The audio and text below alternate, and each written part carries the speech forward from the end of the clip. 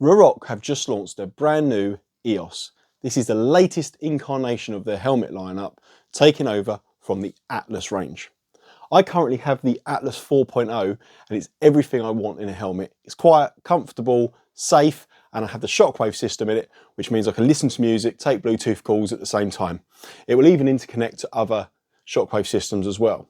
The EOS helmet is the epitome of what I think is the design evolution for RUROC. It looks great, feels great, unfortunately didn't fit my head, and we'll go on to that later on in the video. So I travelled up to Gloucester to check out the all-new EOS. RUROC have put on a really good day. Free pizza, free cup of tea, and also you could ride some Triumphs at the same time. So I booked in my Triumph ride and I thought I'd go and check out the helmet as well, really hoping that this would be a good helmet for me. The EOS features the following. The EOS is ECE 22.06 and DOT certified. EOX packs next-gen impact protection technologies to deliver first-class results, both ECE and 22.02 and DOT certifications. They've changed the design of the helmet overall so that it will fit you better. It will be softer, it will feel better, feel more comfortable. They also have a new shockwave system which actually incorporates Cardo into it, which means that you can connect to other Cardo units via mesh using the same system that Cardo uses. And the great thing about the Cardo unit is it actually sticks onto the back of the helmet rather than inside it. The buttons look a little bit better, but I hadn't had a chance to properly check those out, obviously.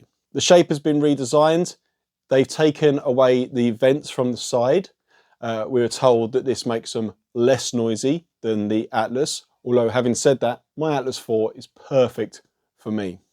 There are 3 shell sizes, and what these do is they offer the maximum protection apparently. The EOX guarantees a perfect fit for you. Again, we'll go on to that. The new helmet uses a quad matrix composite of T300 carbon fibre reinforced with Kevlar, which should make it safer and more impact resilient. Although having said that, I had 2 crashes in the 2.0 Atlas and never had any issues. The view on the EOX is slightly wider, gives you a wider pane of view, and the vents on the new helmet are easier to use with gloved hands. It's one of the criticisms of the Atlas 4.0. The toggle buttons to open and close vents are just a little bit too small and a little bit too fiddly, but that is the design of the helmet. And of course, the EOS has the fidlock system retained from the Atlas system as well. And I love the fidlock system, safe, secure, and really easy to use. So I headed up to Gloucester to check out this new helmet. I was incredibly excited to see what they had on offer. I loved all of the new designs. I love the way the helmet feels. It's really, really light. The padding feels really lush. And then I thought I'd come and try one on. So I currently have a large XL shell in the Atlas 4.0 and the recommendation from RUROC is the extra large. I put the helmet on my head. It was incredibly tight fit. The pads were pushing my cheeks in a heck of a lot. And as I put it onto my head, I immediately felt pressure at the front and the back of my head. And it wasn't just a little bit of pressure either, it was a lot. It felt like my head was being squeezed, and this unfortunately meant I couldn't even wear the helmet for the test rides on the Triumphs, so I was pretty gutted about that. I spoke to a couple of the guys at RUROC about it, and they did say that this is a lot of feedback that they've had. I'm hoping, fingers crossed, that they will release another size. However, they're trying to build a size, an extra like XXL, without increasing the shell size, so it'll be interesting to see how RUROC actually tackle that. The helmet designs are incredibly cool. They've got a few new designs out as well. My current favourite, even though I haven't got an orange bike, is the Ignis. I really like that design. You've got the carbon part down the bottom with the orange all around. However, I'm still drawn to the core, which is what I have in the Atlas 4.0. So, RUROC, if you're watching this and you need some testers with fat heads, I'm right here. So, we'll move on. The day included a ride out with Triumph as well. Triumph UK were on site to allow you to ride a bike of your choice from their range. Unfortunately, my first choice was the 765 RS Street Triple. I didn't actually get to ride that because everyone had booked it already before I'd even had a chance to go online and sort it out. So the Tiger 1200 GT Pro. I was initially really excited about riding this bike, and as I threw my leg over it, I realised it was really good for a man of my stature. Being 6'6" and incredibly long-legged, this bike fitted me really well. As we got out on the ride, it felt really smooth, it was controlled, I found all the buttons easily accessible, and for someone that's so used to riding a rattly old bike like my MT-01, the Tiger felt very intuitive. I did find it was a little bit intrusive on the traction control, and having later found out that that was because it was in rain mode, unfortunately I didn't get to go out on it and ride it again. But the bike felt really good for me. It felt solid, it felt fast enough even though it was in rain mode, and I was able to keep up with the leader of the pack, the leader of the ride, who was a very sufficient rider, and I felt comfortable on it quickly.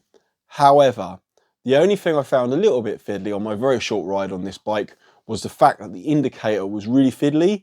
It was like a digital button. So basically when you press left and right and you had to cancel it, it didn't really feel like you were cancelling it. And with the sun hitting the dashboard or hitting the TFT screen, I couldn't actually see whether or not the indicators were on and off or not.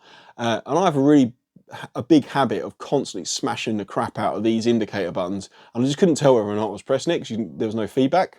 But overall, it was a really good bike, and I wish I could have given you a bit more insight onto that bike. However, Triumph will let us film on the day. I then got to have a go on the Trident 660, and what a great little bike. It's far too small for a man of my stature, but I wanted to ride it to see how it felt for a tall person like me. And that's the problem. It's far too small. I felt cramped. I felt like I was sitting on the handlebars. Although the bike felt good underneath me and didn't feel particularly uncomfortable, I did find the seat very hard and it was very crashy over the bumps. However, having said that, it handled perfectly well. The acceleration throughout the gears is super smooth and linear, and I can see why this appeals to new riders who've just passed their A2 license.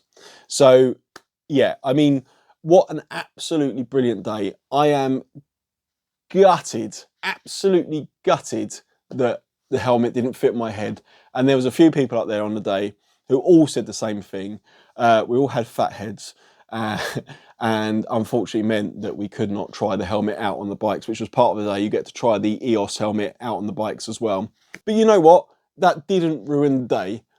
And as always, RUROC were willing to listen to my problems. They tried really hard to get that helmet to fit me nicely. They put in some slimmer cheek pads to see if that made any difference. Unfortunately, although it made it better on my face, my head was still incredibly cramped.